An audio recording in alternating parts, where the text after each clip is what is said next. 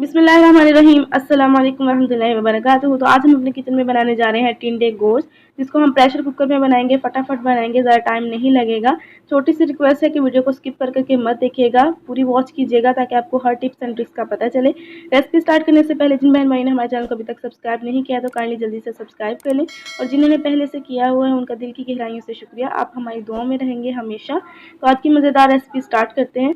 तो इसके लिए सबसे पहले हमने प्रेशर कुकर को चूल्हे के ऊपर रखा है। इसके अंदर हम ऐड कर देंगे हाफ केजी के करीब बोनलेस बीफ।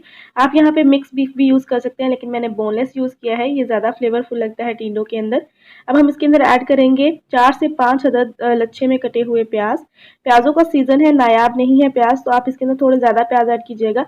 इससे आपका मसाला जो है वो बहुत ज़्यादा टेस्टी बनेगा। प्याज हमने इसके अंदर ऐड कर दिए हैं। अब हम इसके अंदर ऐड करेंगे 1 खाने का चम्मच कुटा हुआ लहसुन और अदरक। आप यहाँ पे चॉप किया हुआ लहसुन अदरक भी ऐड कर सकते हैं। 1 खाने का चम्मच हम इसके अंदर गरम मसाला ऐड करेंगे, साबुत वाला, इससे बहुत अच्छी खुशबू आएगी। 3 से 4 हम इसके अंदर साबुत हरी मिर्च ऐड करेंगे, जिनके दरमियान से मैंने कट लगा लिया है। 2 अदर टमाटरों को मैंने बड़े बड़े टुकड़ों में काट के इसके अंदर ऐड कर दिया है। तो टमाटर ऐड करने के बाद हम इसके अंदर मसाले ऐड करेंगे। मसालों में सबसे पहले इसके अंदर ऐड करेंगे 1 चाय का चम्मच कुटी हुई लाल मिर्च, 1 चाय का चम्मच पिसी हुई लाल मिर्च, आधी चाय की चम्मच हम इसके अंदर गरम मसाला पाउडर ऐड करेंगे, चौथाई चाय का चम्मच हल्दी पाउडर ऐड करेंगे, 1.5 चाय का चम्मच हम इसके अंदर धनिया पाउडर ऐड करेंगे, अकॉर्डिंग टू टेस्ट, या 2 चाय के चम्मच हम इसके अंदर नमक ऐड करेंगे। आप मसालों को भी अपने अकॉर्डिंग टू टेस्ट कम या ज़्यादा कर सकते हैं, और नमक को भी अकॉर्डिंग टू टेस्ट कम या ज़्यादा कर सकते हैं। मसाले ऐड कर दिए हैं। अब हम इसके अंदर ऐड करेंगे हाफ लीटर के करीब पानी। पानी ऐड करने के बाद हम इसको अच्छे से मिक्स करेंगे, और इसको हम एक उबाल आने देते हैं हाई फ्लेम पर। तो इसमें उबाल आना स्टार्ट हो गया है, तो इसको एक दफ़ा अगेन से मिक्स करेंगे। उबाल हम इसलिए आने देते हैं कि इसके बाद जब हम इसको वेट लगाएंगे तो स्टीम जमा होने में ज़्यादा देर नहीं लगेगी, बहुत जल्दी स्टीम जमा हो जाएगी और बहुत जल्दी से वेट हिलना स्टार्ट हो जाएगा। हमें ज़्यादा वेट नहीं करना पड़ेगा। तो इसको हम कवर करेंगे, कवर करके हम इसको वेट लगा देंगे 20 से 25 मिनट का हाई फ्लेम पे। याद रहे कि टाइम अपने वेट हिलने के बाद नोट करना है, उससे पहले नोट नहीं करना है। तो यहाँ पे इसके वेट को हिलते हुए तकरीबन 25 मिनट हो चुके हैं। फ्लेम को हम ऑफ कर देंगे। फ्लेम ऑफ करने के बाद हम इसके वेट को उठाकर स्टीम निकलने देते हैं। कुकर की सारी स्टीम निकल चुकी है। हमने इसके कवर को उठाया है। अगेन से हम इसकी फ्लेम को ऑन करेंगे। गोश्त हमारा यहाँ पे अच्छे से गल गया है। इसको हम मिक्स करेंगे। और यहाँ पे मैं आपको बताना चाहती हूँ कि अगर आप ये टमाटर के छिलके निकालना चाहते हैं तो आप इनको निकाल सकते हैं, लेकिन मैं नहीं निकाल रही हूँ। मैं अंदर ही इसके मिक्स करके इसकी अच्छे से भुनाई कर दूंगी। तो यहाँ पे हम इसको अगेन से मिक्स करते हैं और इसके अंदर हम ऑयल ऐड करेंगे इसकी भुनाई करने के लिए।